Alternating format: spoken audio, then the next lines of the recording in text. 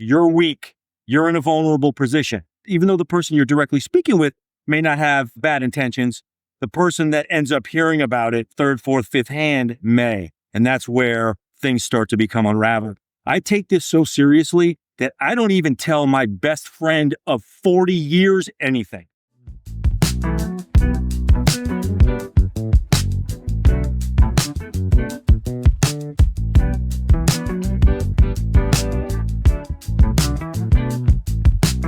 Hey everyone, my name is Pete Ferrari and welcome once again to the Super Self podcast series brought to you by Jaca Rare Sugar. As we know, this series addresses all things that are health and well-being, and a big part of keeping your bubble, your ecosystem protected. And the subject of today's episode is never show your hand. Now, again, we've heard this before from me. I come from the gutter, so I say it simply, never show your hand. The more erudite, Robert Greene, the third law of power, always conceal your intentions. The fourth law of power, always say less than necessary, right? Almost poetic the way he suggests it in his books. Never show your hand. And I think it's safe to say throughout the course of my life, when I have inadvertently done that, it has always backfired. Always. And it may not backfire with the person particularly that I'm sharing it with. And this is really as it relates to my personal life, not so much business, or obviously this is many times attributed to war as well, but really in personal life is where I think it's relevant. It's generally not necessarily with the person who I'm sharing these feelings with. It could be with someone that they have talked to, or someone that misheard something accidentally. And at some point, pettiness, jealousy, spite is going to take over, and what you said is going to be used against you. Maybe a week, maybe a month, maybe 10 years, but at some point, it's going to backfire. There's nothing but risk in oversharing. And it's kind of an interesting paradigm because you have to balance that with becoming so secretive that you actually become paranoid, right? We want to live a healthy lifestyle, so there's always got to be balance. Fanaticism in any regard, to the left or to the right, is never a good thing. So we've got to be careful as we're talking about these things, and we've got to be judicious as we're discussing these things. But really, it just goes back to protecting yourself inherently in order to preserve your way of life. And I say this because in my lifetime, when I have played my cards closer to my vest, it has generally served me better. The few times when I've slipped, you get excited and you want to share with people. A couple of times when I've said, hey, I'm making money. Well, that was a flag for somebody. Oh, well, if I need a loan or if I need cash, I can go to Pete. Or if they are inadvertently speaking with someone, just mentioning an offhanded conversation they had with me, that person who may not have the best intentions, well, Pete's a target, Pete's a mark, right? It's the grapevine game that takes over. He said, she said, he said. And so you're in a position where you could either be sharing something that's super, super good that's going on in your life where you could be exploited for it, or if you need to vent, you need someone to talk to who's not necessarily in your inner circle, and you say, God, I'm feeling down, really depressed over this or that. Now, all of a sudden, that's a flag. You're weak. You're in a vulnerable position. Even though the person you're directly speaking with may not have bad intentions, the person that ends up hearing about it third, fourth, fifth hand may. And that's where things start to become unraveled. I take this so seriously that I don't even tell my best friend of 40 years anything. And it's not because I don't love him to death. The kid's my soulmate. I've told him that a million times. He's the only guy in the world that I trust completely other than my own daughter. He's bailed me out more times than I can count on my hands and feet when it really mattered. But it's easier to say universally, I'm not telling anybody anything than it is to pick and choose. It's just easier. I don't tell anybody anything. I don't have to distinguish. I don't have to think on the spot. I don't have to wonder. I just don't tell anybody anything. And it doesn't mean that I am diminishing the value of the friendship. It doesn't mean that I am degrading the value that I find in him as a friend.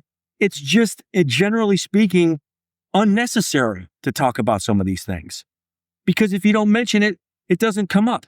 And what people don't know, they can't hold against you or use against you. It's just a much, much easier way of doing things.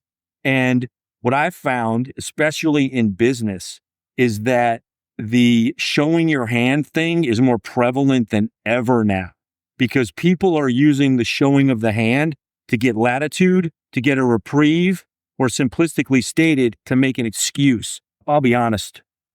Today's business climate, it's nothing like it was when I was coming up in my 20s.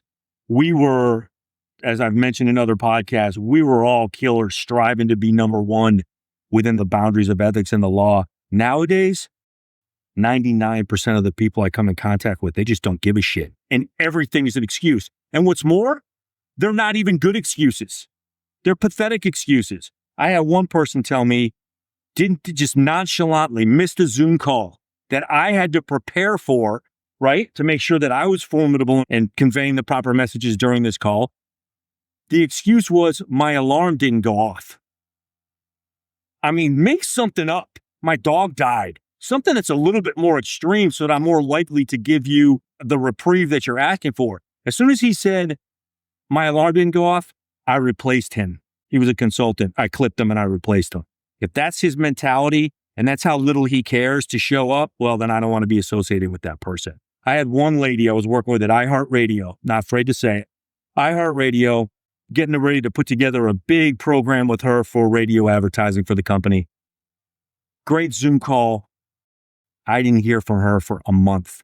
She was supposed to give me output, right? Her thoughts, presentation, pricing, helping us mature the process, bake it so that we could execute and become partners. Didn't hear from her for a month. I waited deliberately to see if she would ever contact me again. Never heard from her. Finally, a month later, I said, what's the deal here? It's been a month. I haven't heard from you. She comes back and says, Pete, I'm so sorry. I had COVID. And I'm going to say this flatly. I don't care if you had COVID. You had COVID? You had the flu. Wow, you had the flu. So you couldn't send an email during the period of a month and say, hey, Pete, I've got the flu. I'll get to you in a week. You didn't even have the decency or the common courtesy to give me a heads up because you had COVID. It's bullshit. She didn't have COVID. She was lazy and she didn't follow up, but she needed a pathetic excuse. And that's exactly what it was. I clipped iHeartRadio, stopped the process with them. We're advertising with Spotify. Spotify, super responsive, much less expensive, much more economical. Everything worked out great. I had another couple of people tell me that I went to spam. That worked 10 years ago. You went into my spam folder. Just like hey, I was out of town. I was out of town for 2 weeks. Well, where were you, in Yemen? You could say I was out of town 10 years ago with the strength of cell towers, or 15 years ago with the strength of, back when we were using flip phones. I was out of town because the intimation was that you couldn't get a signal. Now, you could get a signal on Mars. So I couldn't get a signal. I was out of town. I had COVID. Pathetic excuses, looking for a reprieve, showing your hand and not even doing it formidably to serve the intention in the first place. It just doesn't pay. What I would have respect for, if that person missed that Zoom call, Pete, I missed the call. I'm sorry about that. Okay, cool. Don't give me an explanation, pathetic or otherwise. Just apologize and move on. Pete, it's been a month. I apologize. Here's all the data you require. Great. There's nothing for me to clamp onto as it relates to that person showing their hand and my feelings about what they've said. And it's one thing that I always go back to how I've raised my daughter, and simply in accordance with how I've lived my life as well. I've always raised my daughter to believe one thing, and this one thing among many, but this in particular. Never presume that your problems are worse than somebody else's. It's not fair. It's not true. It's not right. So I had COVID. I couldn't reach out to you for a month. Pathetic excuse. Could have sent an email, but for all you know, my mom just died from COVID 3 weeks ago. Now what? Now how do you feel? Now how do you look? Saying my dog died. Well, for all you know, person just had an immediate family member die as well. You never know what's going on in somebody's life. And to presume that your problems or your excuses are better than theirs, it's not appropriate. It sends a bad message. It will put you in a position where you get judged, most of the times harshly, and you'll be judged by the person that they're speaking to about that situation as well. It's got kind of a blast radius. from an effect standpoint. The safest thing to do is just not to say anything. I missed the call. I'm sorry. I've been out of touch for a month. I'm sorry. Here's the data you want. Just don't share and move on. And I think that's the problem with social media nowadays, right? Social media, everybody can't wait to show how good they're doing. Everybody can't wait to show what they're doing in general. Here I am at the beach. Here I am in a cave. Here I am at a restaurant. Here's the meal I'm having. So you're always opening yourself up for collateral damage because you post a picture of beef tartare that looks really sexy on the plate, food porn, and all of a sudden the vegetarians are going ballistic on you. You showed your hand, you like beef, and it's raw. Oh my goodness. So now all of a sudden you're a mark for the vegetarians. Why? Who cares that you're eating beef tartare? Why do that? Why show that in general? It's not your business, and I'm speaking to the non-influencers. It's not your business. And I think it goes back to the fact that I have no personal posts at all on any of my social media handles. I have personal social media because I have to for the business. There's got to be social proof on some level that I, quote, exist. But all of my personal social media handles have only got business posts in them. Jaca posts, Jaca Jolt posts. So whatever you see in the Jaca Sugar Instagram, you see in the Pete Ferrari Instagram. Whatever you see in the Jaca Sugar LinkedIn or Facebook, you see in the Pete Ferrari LinkedIn or Facebook. It's all the same.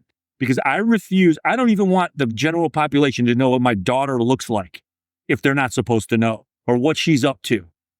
That she graduated with a 3.99 or a 4.0 from Illinois in one of the best business schools in the country. It's nobody's business. And you'll come back, and actually that lends itself to a good point. You're listening to me say these things about not showing your hand, and I've shared some really, really personal things with you in the past about my parents and their addictions, about the struggles that I've had growing up. So you could be like, Pete, you're a friggin' hypocrite. You share stuff all the time. Well, there's a pointed reason why I share things in these podcasts. Number one, because I think it's important that you get to know me on this level. But number two, flatly, I don't give a fuck. I'm almost 60 years old. I'm at the point in my life, I'm not going to show my hand, generally speaking, but if I decide to, I'm going to say what I mean and mean what I say. And I'm so comfortable in my ability to defend myself against somebody coming after me and punish them sufficiently within the boundaries of ethics and the law, then I'm not worried about it. So that's simplistically on my level while it's happening, but I'm not just starting out. I'm not in the middle. I'm coming up on the end. And that brings with it certain entitlements, if you will, certain flexibilities. So that's how that translates. But I do go back to, again, you've heard me say I've lived my life by a series of quotes that I live my life by. Mark Twain, one of my favorite quotes ever. It's better to keep your mouth shut and be thought the fool than open it and remove all doubt. Classic, right? Another Mark Twain that I love, not related, but it's just perfect. This was before everybody on YouTube was saying you don't need a college education. This is Mark Twain. So 50 years ago for me, but how many years ago for him? Never let schooling interfere with your education. That's been one of my favorite quotes since I was in college in the 80s. Huge. But again, look at Sun Tzu, The Art of War. And while we're not talking about war, we are talking about protecting your ecosystem, protecting your lifestyle and your livelihood, but the art of war. If you know the enemy and you know yourself, you need not fear the result of 100 battles. If you know yourself, but not the enemy, for every victory gained, you will also suffer defeat. If you know neither yourself nor the enemy, you will succumb in every battle. And that's really the bottom line here. In the end of the day, you don't know your enemy because you don't know what your colleague, your friend, their friends who will be in these conversations by extension are going through.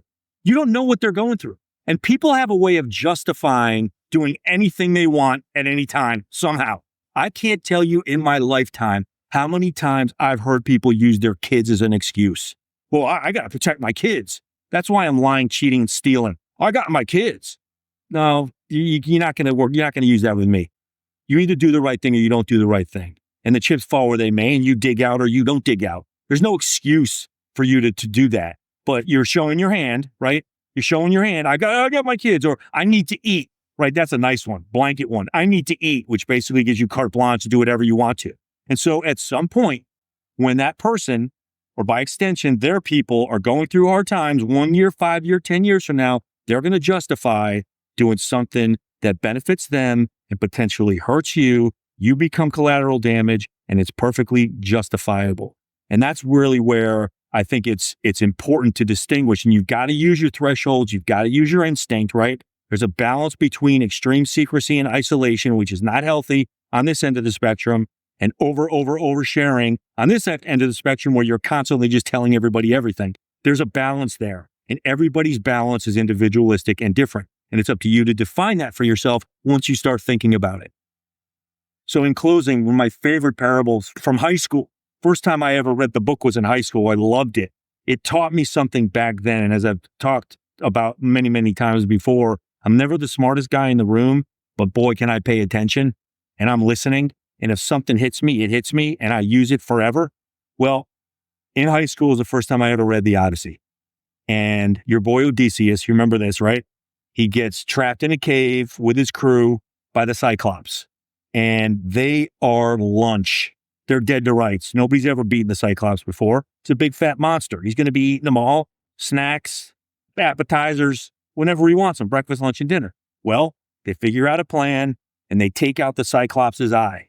They got him. They don't have to kill him, which would never happen. They blind him and then they're getting away. Well, on the outside of the cave, as they're getting ready to leave, the Cyclops is in the cave holding his eye.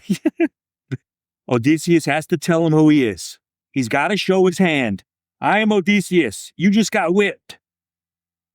Big mistake. It turns out your boy, the Cyclops, you remember your boy, the Cyclops, was the son of Poseidon.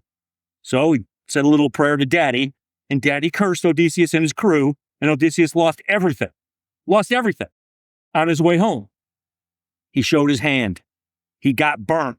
He should have just escaped and left that at that. And that's really metaphorically how I try to live my life. I don't tell anybody anything. When times are great, I revel in the good times with my family. When times are bad, I try to dig out without burning them. And I still have very strong relationships with everybody because there's more than enough that we have in common where we can have exciting times together and fun times together. And sure, I find solace and comfort and support from them as well. But it is done with a huge level of scrutiny with a very, very small, select number of people. It's actually one person, not even two in my instance, that I might share a little bit more with than I ordinarily would, which is to say I'm still very conscious of not showing my hand. So food for thought, take it for what it's worth. Everybody's got their own balance in life. And I'm sure you all have experiences that you can call upon where you've been burned or when you've benefited from saying nothing or saying something. And it's just something to ponder as the day goes on today. Till next time, cheers. Okay, everyone. That brings to a close another episode of the Super Self podcast series brought to you by Jaca Rare Sugar. Here, we're going to be helping you discover the truth for all things that surround good health and well-being. We'll be offering you statistical data, clinical trial information that has been evaluated and corroborated so that you can see for yourself that we say what we mean and we mean what we say. Now, while the Super Self series is brought to you technically by Jaca Rare Sugar, I don't care if you buy the sugar. I really don't. That's not what this is about. This is about operating as the conscience across the food and beverage industry, across the health and well-being industry, which includes supplements, fitness trainers, and the like. Our goal is to provide you with the stepping stones for your own research, where you can go out and corroborate the things that we say on your own. See for yourself what it means to find a good quality of life that fits in alongside your current lifestyle or your family's lifestyle. I think it's really going to be interesting and fascinating if we take this journey together. And once again, our goal is not just to provide you with data, but to keep it interesting. I've been living a clean lifestyle for 40 years now. I've been going to the gym for almost 45 years, eating clean for 40 years. And so we're going to have a ton of stories along the way about the foibles, the successes, and the failures, but we're also going to provide you with the information that you need to carry on and carry forward. Think about subscribing. We'd love it if you subscribe to us, pass this on to your friends. I think we've got a lot of edgy and interesting podcasts that are upcoming, and we certainly will look forward to any feedback that you want to provide. Until next time, cheers.